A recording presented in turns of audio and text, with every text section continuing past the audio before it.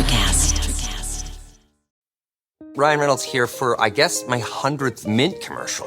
No, don't. I mean, honestly, when I started this, I thought I only have to do like 4 of these. I mean, it's unlimited premium wireless for $15 a month. How are there still people paying 2 or 3 times that much? I'm sorry, I shouldn't be victim blaming here. Give it a try at mintmobile.com/save. Whenever you're ready. $45 upfront payment equivalent to $15 per month. New customers on first 3-month plan only. Taxes and fees extra. Speed slower above 40 gigabytes. See details.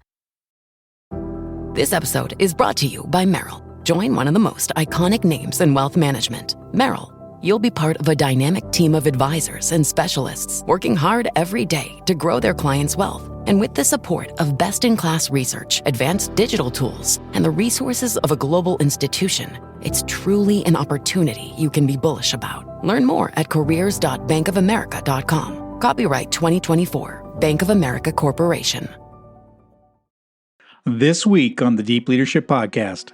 When we started to bring people in and basically saying what we were doing, but more importantly, we were actually doing what we said we were going to do, that really bred trust with our team. And it allowed some of the people that were good core value fits, maybe they didn't even need industry experience, but they started to rise to the top. Hi, and welcome to Deep Leadership. I'm your host, John Rennie. Well, I hope all is well with you today, and I'm so glad you found this podcast. Now, if you've been a long-time listener, I want to thank you for tuning in each week.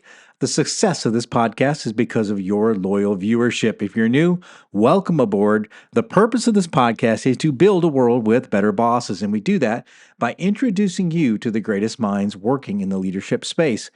We have guests from all stripes. They're authors, academics, podcasters, entrepreneurs. We have business leaders, military leaders, and successful leadership practitioners in a variety of industries. And our goal is to provide you with practical information to help you along your leadership path, whether you're new to leadership or you're a seasoned pro. So thank you for listening in. It's an honor to be your host and leadership guide in this journey. Now, as you know, we could not do this important work without our core sponsors, the Salty Sailor Coffee Company, Leader Connect, and our latest sponsor, Pharaoh Skincare. I highly recommend you check out these companies and give them some love by following the links in the show notes. And you can find links to all of my books as well. Now, in this podcast episode, we're joined by Jeremy Jenson, the founder and CEO of Encore Search Partners. Jeremy joins me to talk about what it takes to grow a startup business to over 10 million in sales. Here's a hint: you can't do it alone. Jeremy found that leadership and utilizing the Entrepreneurial Operating System were keys to his success. So if you're looking to grow your business, this is your episode. So are you ready to dive in? Let's get started.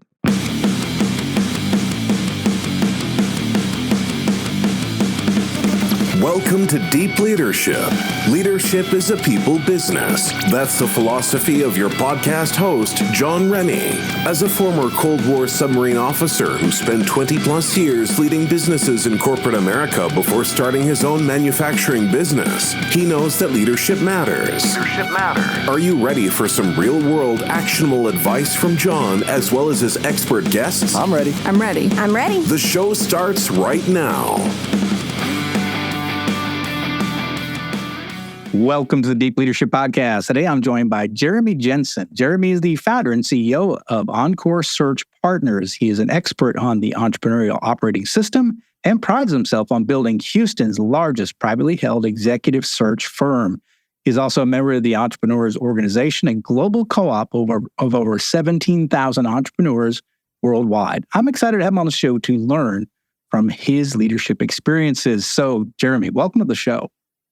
Thanks for having me on, John. Excellent. Yeah, it's great to meet you. And I would really like to, dive in a little bit of your success and what you've learned along your leadership journey. But first of all, tell us your story. How did you build your company into 40 employees, over 10 million in annual revenue, and a very good profit margin of 30% EBITDA? So tell us a little bit about your story. How did you do it? Yeah. So, I started my first business whenever I was 25 years old. Because I was unemployable, probably like a lot of young entrepreneurs.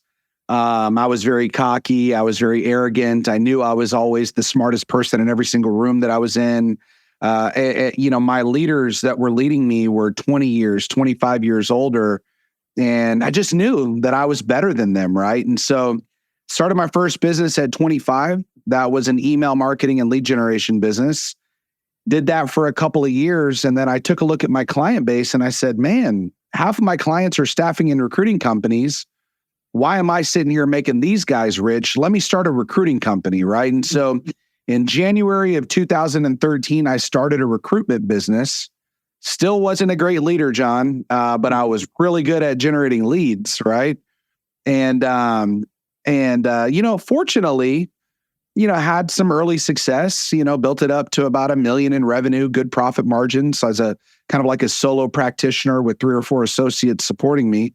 And kind of just couldn't scale beyond that 1 million, 1.2 million. And so in October of 2016, I brought in a vice president who was skilled at implementing the Entrepreneurial Operating System, which is essentially a business framework that was created by a gentleman by the name of Gino Wickman, who wrote a book called Traction. We started implementing Traction in 2016, and that was the growth catalyst for the organization. Interesting. I've heard that same story from a lot of different people. So what about the Entrepreneurial Operating System that really helped you? Or what was it that you were missing when you were trying to do it alone? Yeah, so really it was that integrator, bringing in the gentleman who started as VP, quickly became COO, and is now the president of the company. We were really good at generating clients. We were really awesome at solving those clients' problems. But we had a revolving door of talent, right? That really weren't comfortable with my leadership style. Maybe I wasn't as patient with them on waiting for their skills to develop or their work ethic to peak, right? And so, when Scott came in, we did a good job of identifying what is our mission, what is our vision, and what are our values. And then we had a tremendous amount of transparency throughout the recruitment process, the onboarding process, coaching and development, mentorship, right? And then, of course, exiting people from the organization if they were in violation of those values, right? And so when we started to bring people in and basically saying what we were doing, but more importantly, we were actually doing what we said we were going to do, that really bred trust with our team. And it allowed some of the people that were good core value fits, maybe they didn't even need industry experience, but they started to rise to the top, right? Mm-hmm. And so it was those processes, those systems, and that accountability that really allowed us to grow. Yeah, it's interesting. One of the things that stands out when you talk about this is, that's one of the struggles with many entrepreneurs is that they get to a certain level and they can't grow any further, right? And they get stuck. And they tend to want to try to hold on tightly to everything. Here in this case, though, you decided, hey, I'm great at a lot of this, but there's some areas I'm struggling, to be able to break through this, 1.5 million barrier. But you said, I'm going to hire somebody and I'm going to listen to them. And that's a real key point. What you said is there's a little humility that says, I need a little bit of help. Right? Was that hard for you, or how did that work for you? And finally admitting you needed some help. Yeah, that's a great question, right? You're a business owner. I think in order to have the confidence to go out and start your own business, you've got to have somewhat of an ego, I would imagine, right? Yeah. But it really was like maybe my personal life, right? Being married to somebody that was the opposite of me, but I still trusted and respected them. And I knew that if I could handle business with regards to making money, she could handle business and taking care of the household, right? Mm-hmm. And so it was kind of like being a very trusting husband allowed me to be a very trusting CEO. And I didn't need to hire a COO that was just like me, right? I mean, I already was really, really great at what I did. I think that's another common misconception is we hire these proteges and we just teach them our own way, right? But Scott has a completely different style. I'm an extrovert. He's an introvert, right? I'm really good at sales and marketing. He's good at finance, IT, HR, SOPs, structure, coaching, accountability, mentorship, right? I invest in his growth and development. He's in a leadership development program called Vistage. And then we've got 4 other people that are leaders in our organization that are members in Vistage as well. I spend over $100,000 a year for our Vistage coach to be a coach for our leaders, right? But it's really investing in them that it's allowed me to scale, right? Because then I could really hyper focus on generating leads and closing new business. Yeah, I've heard this phrase once, and it says, if you want to grow, you have to let go. And I think in some cases it's hard to do as an entrepreneur, as a founder, business founder. But if you want to really grow, you've got to bring in the right people. You've got to let go of things. You have to bring in, I love what you say, bring in people that are the opposite of you or that complement your skill sets, so that you're not just bringing in a bunch of extroverts that are great at sales, right? You brought in somebody that strengthen up your weak spot. I've heard that a lot from entrepreneurs, is that we look to hire people that shore up your potential weak areas, so that you as a combined with these people become stronger. Absolutely. Yeah. So one of the areas you talked about when I was looking through your materials is you have these 7 core principles. Can you talk a little bit about what those are and how that's important in your business and how you use those to kind of leverage and to be able to grow? Yeah. So in 2017, Scott actually tricked me in identifying what my core values were, because the way that he asked the question was, he said, Jeremy, tell me about the last 10 times that you fired someone, right? And so I was just going down the list. I fired this person because of this. And then once we had that data as an executive team, we sat down and we looked at it and we created the very first iteration of what were my own personal core values. And I think that that's important for an entrepreneurial owned organization to recognize that when you're small, right, and you're privately held 100% by the owner, the values of the company are really the values of the business owner, right? And so, there were certain things like be responsive and accessible, right? Have a winning attitude, right? Be coachable and resilient, right? And so over the years, every single quarter we sit down as an executive team and we say, hey, are these values still, the benchmark of what the culture is at Encore Search Partners? And so it's evolved. Maybe we've simplified it into one words. Maybe once a year we've switched out one and put in a different one, right? Just as we've evolved and gone after different markets. But those 7 core values that exist today at Encore Search Partners are excellence, resilience, gratitude, professionalism, coachable, inquisitive, and competitive, right? And so we know that if we can do a good job of bringing in Kool-Aid drinkers, people that want to wave the Encore flag because they just are obsessed with our culture, it doesn't matter if they've got a portable book of business. It doesn't matter if they've got 10 years of industry recruiting experience, right? If they fit those 7 core values, they can start as an entry-level associate and evolve into a senior vice president. We've done it, right? And it's because we've systematized what success looks like at Encore Search. I want to ask you about one of those, and that's resilience. And that is my number one when I'm looking to hire people. I want to find people who have demonstrated resilience in their life. Yeah. So why do you feel it's important? I think that I just got off the phone with another agency owner in Virginia, and he was like, man, Jeremy, this new generation is soft, man. These kids are on social media all day. They get their feelings hurt, and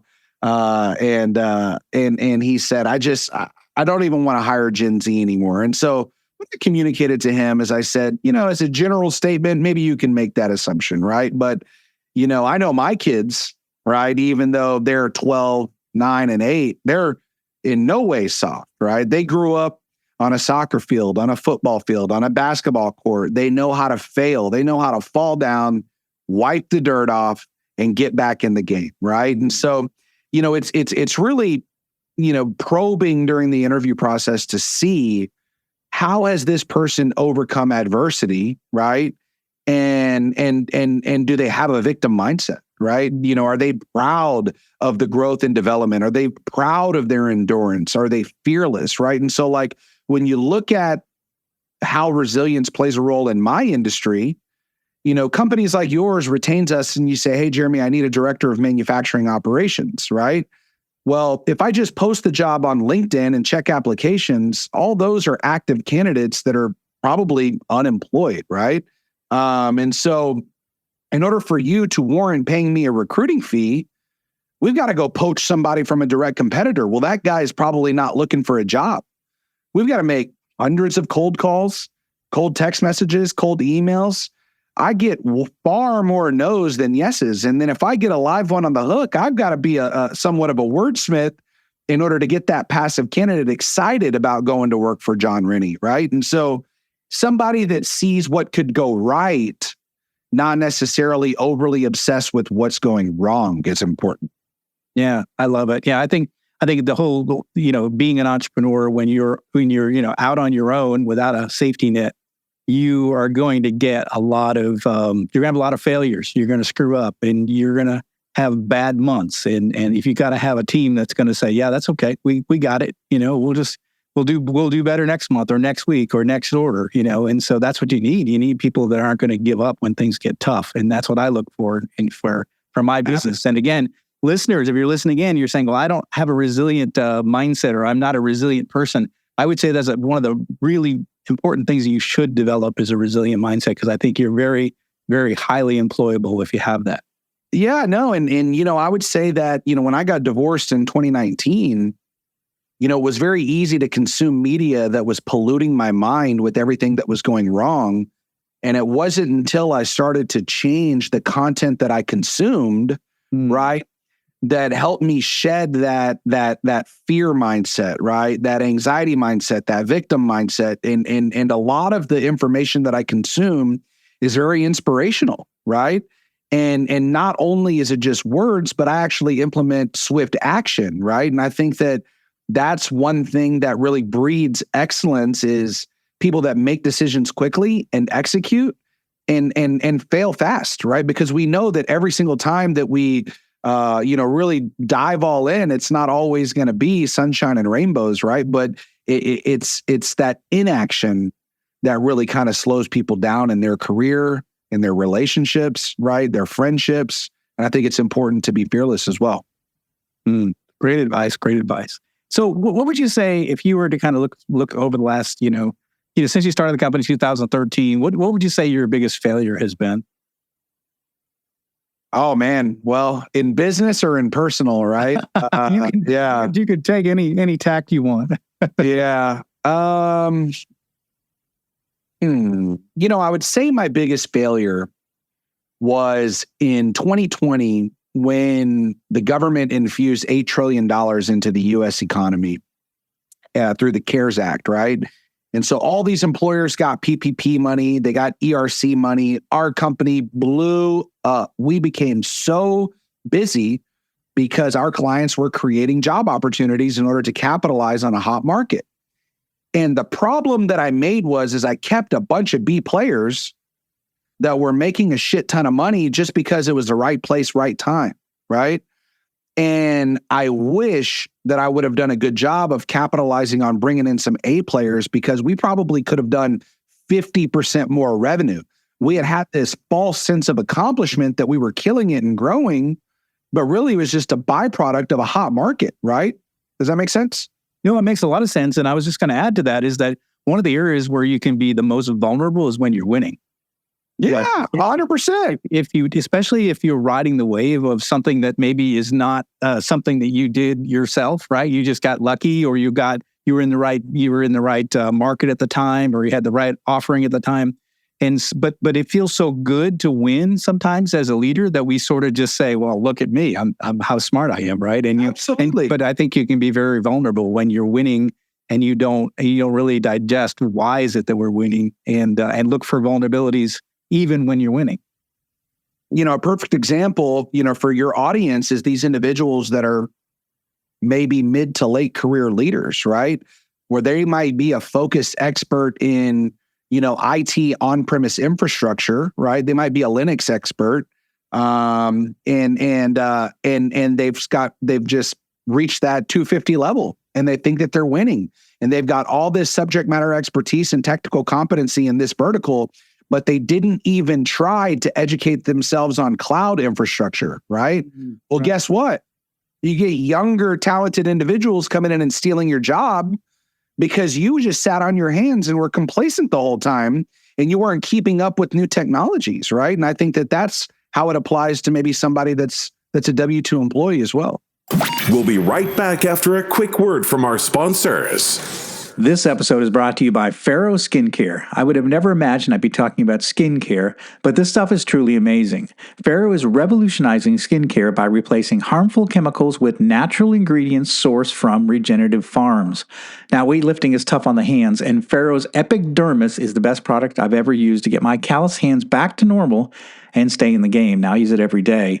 Pharaoh also works to reduce fine lines, wrinkles, and improve overall skin health.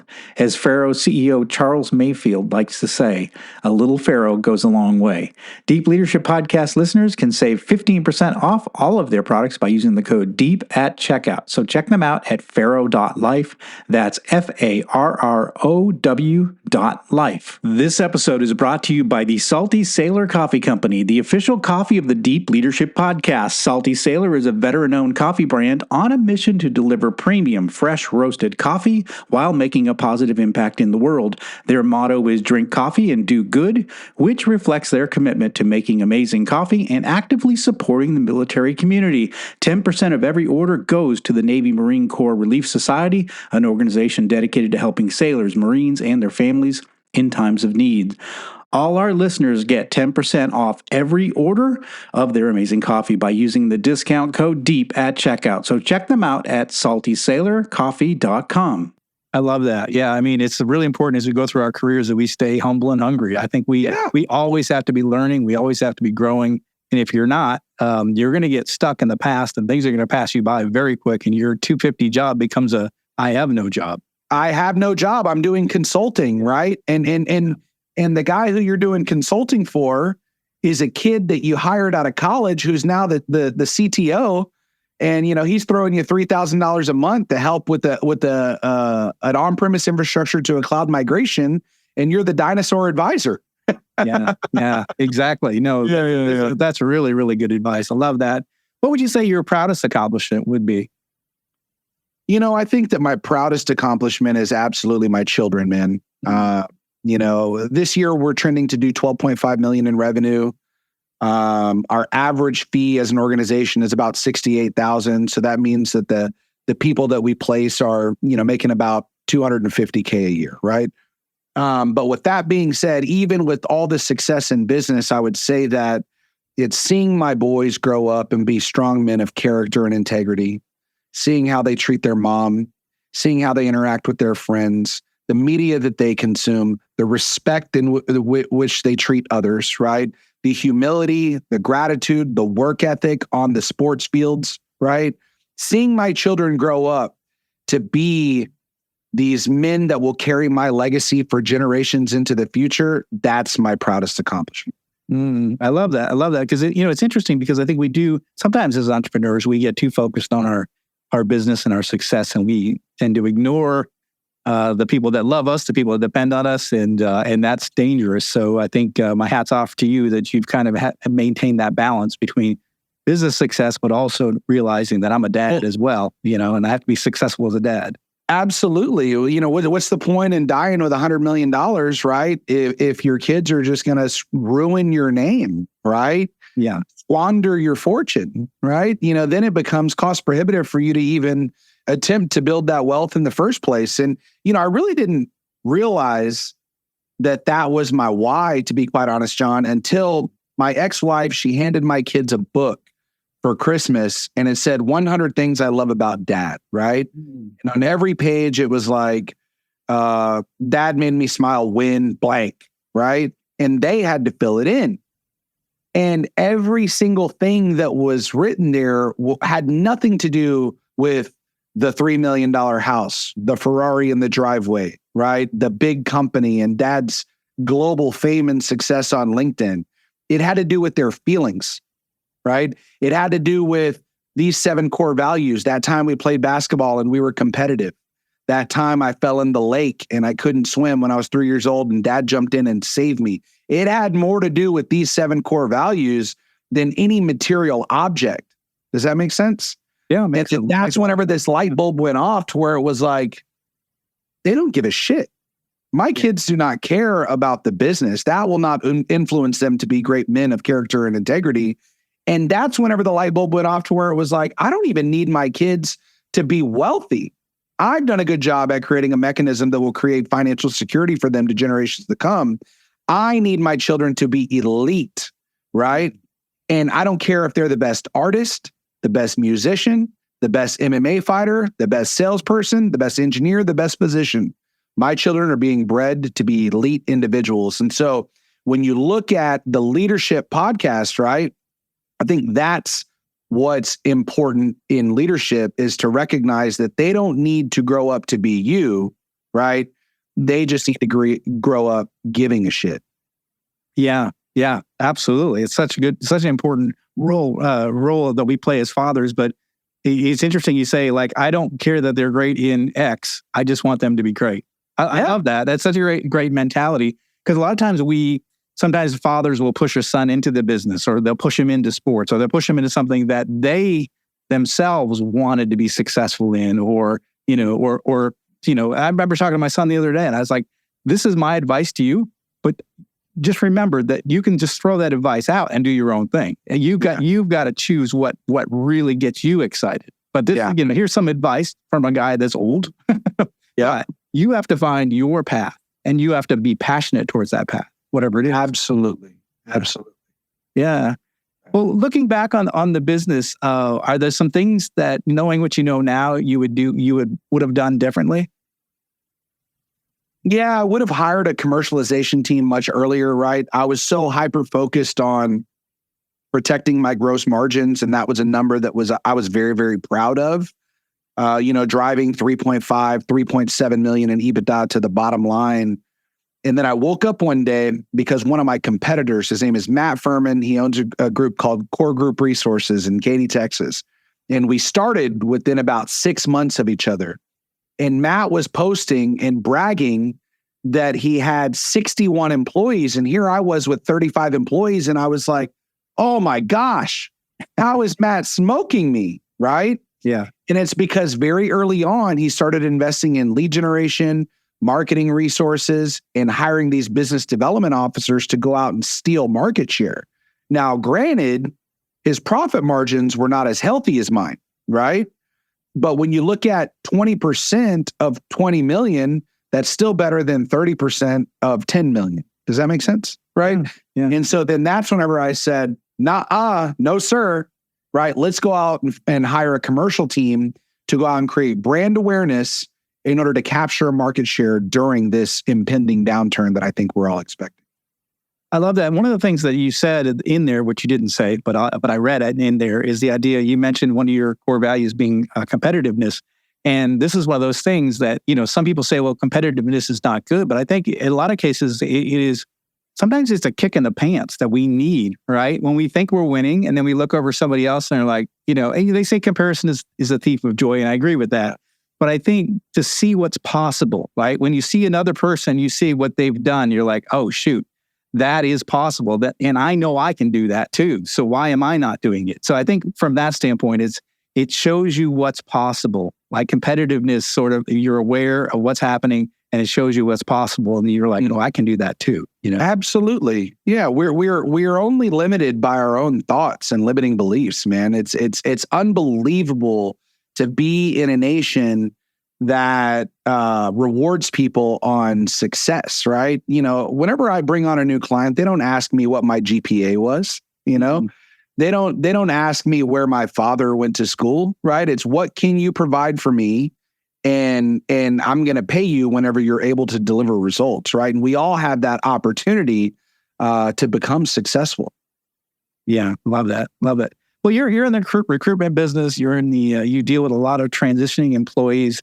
Can you give us any advice in terms of like how do we do a better job retaining talent, attracting talent to our businesses? What are you hearing from people that are exiting their roles, looking for new opportunities? What are some leadership advice that you could give us with respect? Yeah, well, for the first off, I'll say I'm not an HR consultant, right? And whenever it comes to talent retention, I'm the wrong guy to ask because I get paid on turnover, right? So yeah.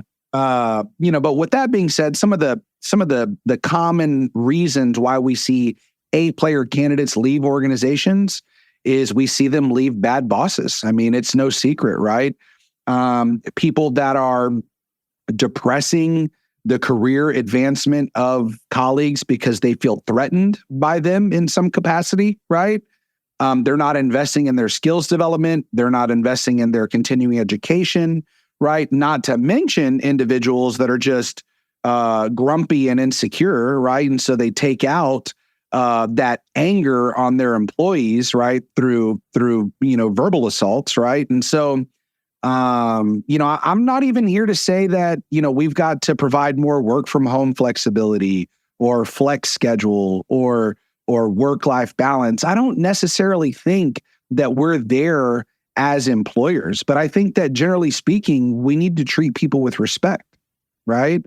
We need to do a good job of doing an analysis of what are this individual's strengths. And if they are underemployed in the role that they're in, how can I create a position that's going to challenge them and retain them, right? We had a young lady who was a legal recruiter. And, we did an analysis to figure out, does she get it? Does she want it? Does she have the capacity to do it, right? Where are the areas in which she excels? Where are the areas in which she needs improvement? And quickly we realized doing a data analysis, she's in the wrong seat of the bus. So then we moved her from a legal recruiter where she was probably a 2.6, right, on an employee performance review. And now she's at 3.8, which exceeds expectations as our executive assistant. And so I think that it's important as leaders to have the controls to actually measure the success of an employee and not just operate on gut feel. Do they have a good attitude at work? Are they punctual? Well, guess what? Those are like the bare minimum, we're measuring things that are far more advanced than just gut feel. Yeah, I love that. I think one of the things you mentioned, which I like, is that sometimes there are people in the wrong roles and they're high performers are just in the wrong position. I think that's really important, and that's a great takeaway. I've had employees in the wrong role that they were failing, and then move them to a different role, and they're just knocking it out of the park because they just were in the wrong position. But one of the things you mentioned too, in terms of why people leave, obviously, respect is a big issue. It's a big issue with our company. That's our number one principle. When people come on board, we say we treat everybody with respect within these four walls. But one of the things that you said, and I think it really stands out to me, is we've got to challenge people. So one of the things that I find with young employee, you hire them or out of school, they want to be given challenging assignments. If we just give them busy work and we throw them in the corner and say, well, you got to earn your keep around here, you got to pay your dues before you get a chance to do challenging things, these people are going to leave our company. So we also have to take really talented people and challenge them and have them do difficult things, because I think we get a lot of A players want to do difficult things. They want the ball in the fourth, in the fourth quarter with 2 minutes on the clock. They're like, give me the ball. I want the ball. And if we don't give them the ball, they're going to screw it. I'll go to a different team. So I think that's interesting too. We have to find ways to challenge our people. Absolutely. But, especially like you own a manufacturing company, right? We can't have 100% A players, right? We need that operator that's there to pull the lever in order to make the machine work. And if that person wants to be the chief operations officer for the organization, right, then I'm going to have to constantly be backfilling that equipment operator. So it's important to recognize that maybe not all employees need to be challenged, right? We've got a team of Smile and Dial cold callers that make 1,000 outbound cold calls a week on each individual desk, right? If those individuals want to graduate and be a strategic problem solver for their clients, that's not going to be a good fit for them. But for the individuals in that group, they've walked away from careers where they had to work nights and weekends. Maybe they're single moms. Maybe they don't have the ability to do that anymore. And so we put them in a 9-to-5, give them a nice base salary with benefits and 401k. We treat them with respect and give them a fair working wage, right? Those individuals are grateful to come to work. And I would say that they're an A player at their specific job, but maybe to some extent, they don't need to be these massive creative problem solvers for the company. And so I think as great leaders, it's important for us to clearly define what an A player is for each individual role in your company. Because Yep. The A player accountant is very different than the A player sales guy. Yeah, for sure. Absolutely. Well, this has been fantastic. What would you say are your final messages for our listeners before we leave? The final message is not all turnover is bad. Whenever you lose somebody, even if they've been with the organization for 10 years, right? Let's say whenever you left ABB, right? They had all of the systems and processes that you had developed from your long career there, running 6 different business units for their manufacturing operations. And so they had the playbook of what John Rennie had built.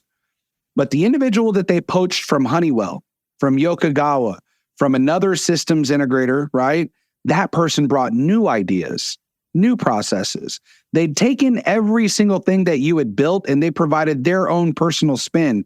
And so if that person was an A player as well, hopefully that bred ingenuity, creativity, new products to develop, new processes to implement. And so what I'll say is as the recruiter in the room, not all turnover is bad. It's important to constantly be focused on top grading your team. I love that. And again, I think it's a chance to upgrade. It's a chance to change when you have somebody leave. Okay, this person had great skills here, but it'd be great to bring in somebody with some different skills to sort of shore up some other areas in the business that are struggling. So yeah, I like that. Not all turnover is bad. We have turnover here, and usually we always leave, we always retain our relationship with those employees, but we always seem to do better, and have a growth pattern once we have turnover. So yeah, it's a chance to upgrade. It's a chance to bring in new life, new skill sets, new set of eyes. So yeah, absolutely. I agree with that. That's fantastic observation. Not all turnover is bad. So I love that. This has been fantastic. Jeremy, how can people find out more about you and your company? Yeah, so I'm on LinkedIn. My name is Jeremy Jenson, Jenson, and I've got a little goat emoji after my name, right? And so if you want to message me, if you want to schedule a call, please reach out on LinkedIn. I check all of my messages.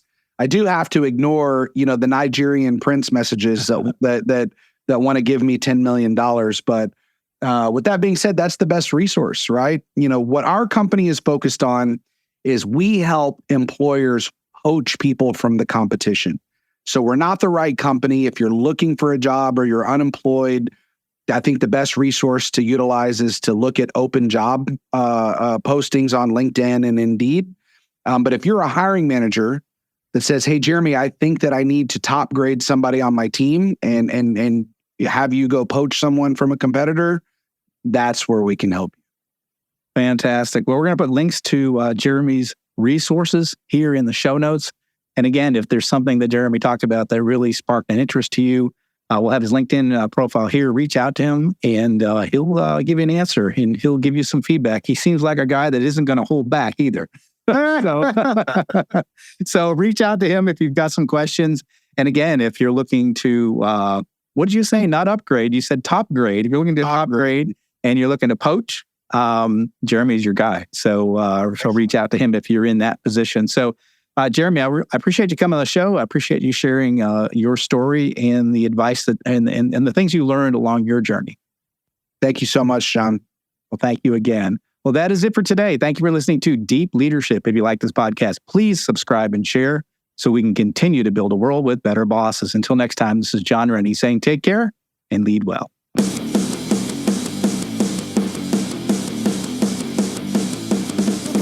Thank you for listening to Deep Leadership. Thank you. Thank you. Thank you, thank you, thank you for all you do. We hope you enjoyed today's episode. For more information and updates, please visit our website at www.deepleadershippodcast.com or johnsrennie.com. Until next time, take care.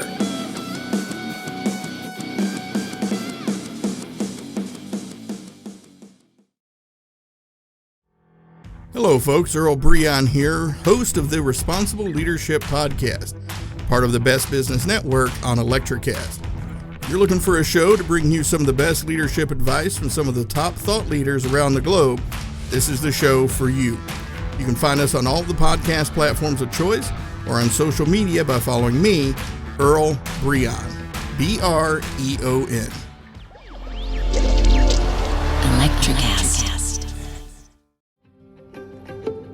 Have you ever wondered what actually happens in Congress every day? Stay informed on Capitol Hill's daily happenings with a concise, factual summary of the Senate and House of Representatives' activities from the previous session, free from bias, on the Congressional Record Daily Digest podcast.